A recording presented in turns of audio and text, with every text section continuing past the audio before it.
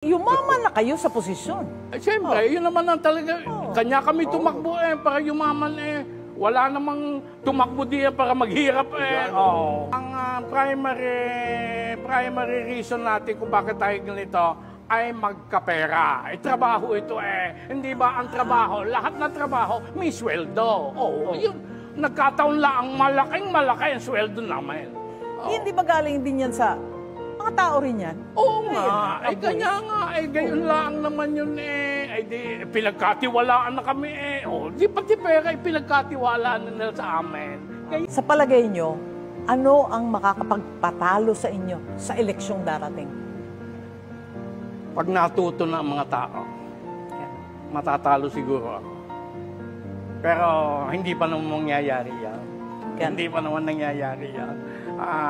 Yun ang...